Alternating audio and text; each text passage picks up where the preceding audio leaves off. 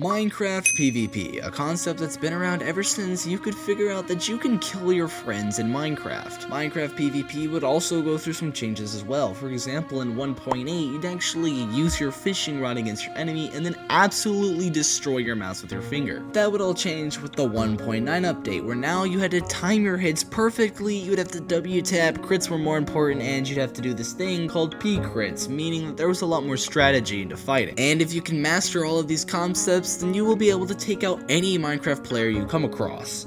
Now that you know what Minecraft PvP is, let me tell you about a server called PvP Legacy, a server that I would spend a lot of time on. PvP Legacy is widely known for its options to 1v1 players, and that is really what everyone knows, but did you know that there is a multiplayer option in PvP Legacy that involves kill streaks when you get at least 5 kills or more? Now, this is where it all began. On PvP Legacy, the multiplayer option, I noticed that you could get kill streaks, and at the time I didn't really think much of it until about a year ago.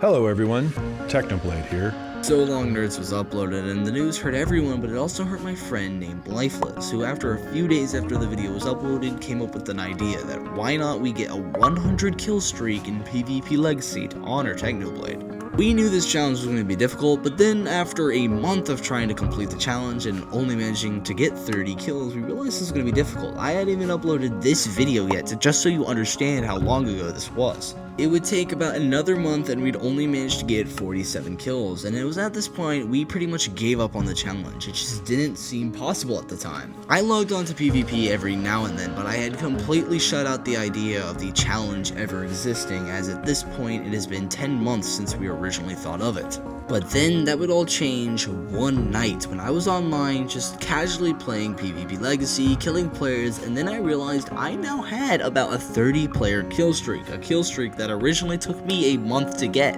After reaching 30 kills, I expected at any moment to die to some random player, to die to a 2v1, to die from a long-range player. I expected to die, but instead I continued fighting. I continued to get my kill streak up. And then, somehow by some miracle, I managed to get a 60 player kill streak, which absolutely blew my mind. I had never thought I would manage to get this high, because I always expected that a player out of nowhere would come and kill me, but instead I survived and got the kill streak. Part of the reason why I wasn't thinking about it that much was because I met a friend named Haseo Dragon. This player was my 2v1 saver, you know, he saved my life if I was getting 2v1. He was also my student who I gave some PvP tips to. But eventually I'd be getting 2v1'd, and this would lead to my eventual health getting really low, but somehow I managed to get the 69th kill, which brought my health back up. After reaching the number 69, I managed to get up to 70 kills, and then I even managed to get to 71 kills, and after reaching my 71th kill, I met the player who'd be targeting me all the day, named LL Lots. Lots was targeting me mainly because I had beaten him in every 1v1 we did, but that didn't mean that in our 1v1s I was still stressing more than 7-year-old me when I was trying to figure out what the heck the R3 button is on the Xbox controller. I would also learn that LL Lots was a bit of a trash talker, which was kind of ironic because he wasn't even that good.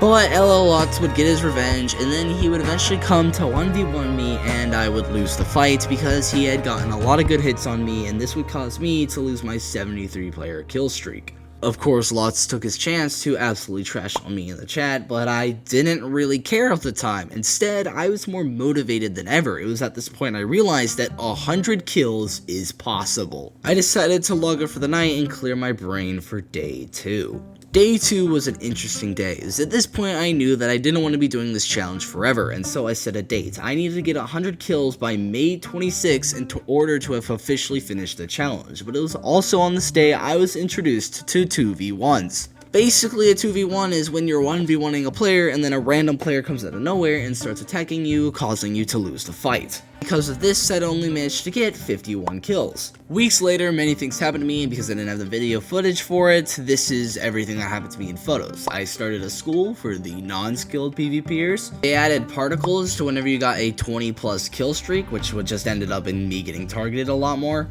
I also randomly started a wheat cult. I literally don't know how this happened. Anyways, I also discovered the server closes at 11 p.m. my time, which was very important at the time for me to know. I made a lot of good friends who all helped me get my kill streaks up, and I made tons of enemies as well. Eventually, one night, thanks to the help of a player named Dodge Plays, I managed to get an 84 player kill streak, which was absolutely insane and a huge boost from the last kill streak I had gotten. Except there was only one problem. It was now May 10th, which meant I only had 16 more days left of the challenge in order to get 100 kills, and that meant I needed to get 16 more kills on top of my recent kill streak. This also meant I needed to come up with a strategy. I decided the best time for me to log on was 9 p.m. CST and then play all the way until the server restarted. At this point, I also picked a perfect location for me to get my kills. On top of this pillar right here, I mean, I literally owned this thing while doing this challenge, and I would then take my helmet off so I looked weak and hopeless. I would then use these strategies on May 11th, and also I decided that from here on out, I would record my screen whenever I got 50 plus kills, and this resulted in me getting quite far in my kill streak. So here's every kill I got until the inevitable happened. Well, I was actually pushing this player, and then as soon as I did, I got into a massive mosh pile, and this eventually lets me getting 2v1 to 8v1, and I just lost lots of health, and I pretty much died. I did a whole lot better on May 12th, and this is literally every single kill I got on that day, which would lead to me getting to a pretty high kill streak. Also, this is Tux, who was a player who was really skilled on the PvP Legacy multiplayer server, but instead of 1v1ing me and just attacking me off the spot, he instead respected the kill streak grind and helped me out overall.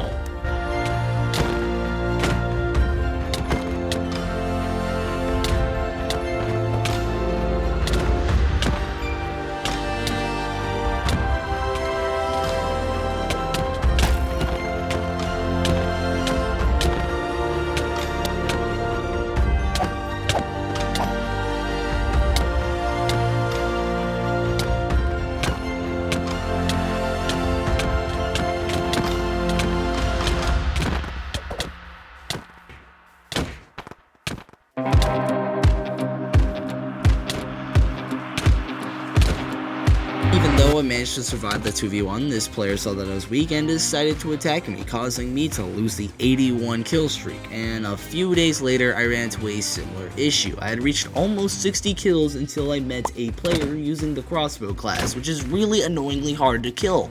This type of player will literally just knock you back and then shoot you with a crossbow, which does tons of damage for literally no reason, and it will cause you to die on the spot. There's nothing you can do against that. Now look, I had been doing this for a while. I had been doing this for 13 days straight, logging on at 9 p.m., playing for 2 hours straight, only to deal with some absolute bullcrap, which just drove me crazy, and I really slept angry a lot of nights. Anyways, everything would change on May 23rd when I realized something. There was a chance at getting the kill streak up once again. This is thanks to a player I'm going to call Lael because their name is way too long to say, and together we backed each other up on our kill streaks and stopping ourselves from getting 2v1. This resulted in me getting a really high kill streak. This was mainly because the two toxic players I had to deal with the most were not on tonight, even though it was usually the time they were supposed to be on, which was 6 p.m. and 9 p.m.-ish. Yeah, I memorized my enemy's sleep schedule to get a higher skill streak. Is that even a question at this point? Lael eventually got 3v1 and logged off for the night, so I now needed to find a new friend, and that would be Clown Pierce 00, and the two of us got along very well. He ended up ditching me though to leave me to get a 70 player kill streak, but we'll talk about that later. This would also lead to me having to deal with 2v1s all by myself. After getting 2v1 multiple times, it was finally my turn to not die to one.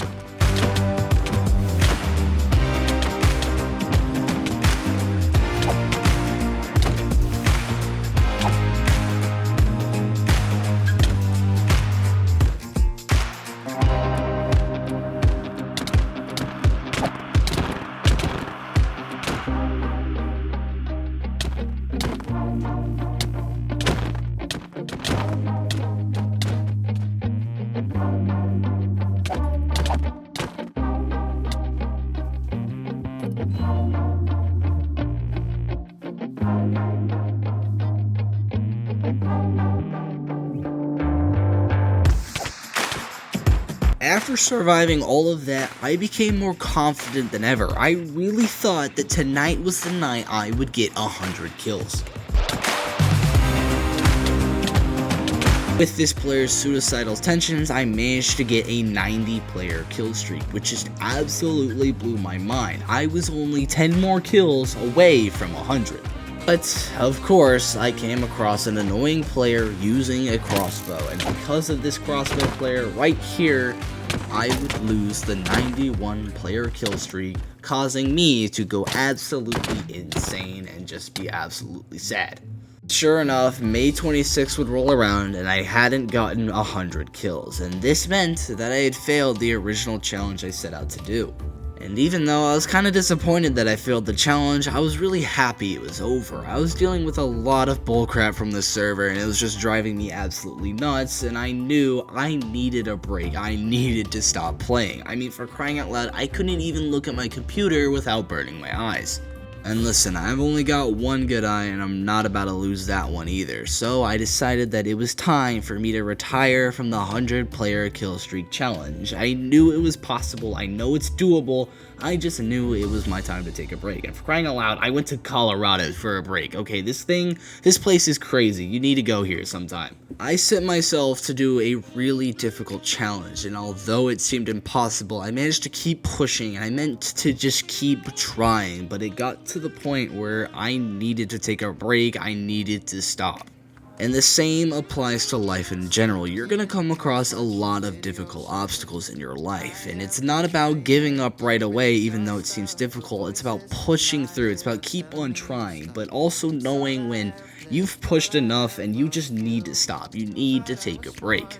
There's a difference between taking a break and quitting, and I hope you understand that when you click off this video today. Thank you guys very much for watching this video, and I hope to see you in the next one. See you guys later. You have to love me like that. I gave you my heart and you tore it apart. Don't know why you had to hurt me like that. 'Cause now I'm messed up, drinking non-stop, just trying to forget you and everything we said, but I can't seem to get these thoughts out of my head. Baby, why'd you have to love me like that, love me like that? Oh, staying inside in my bed all day long.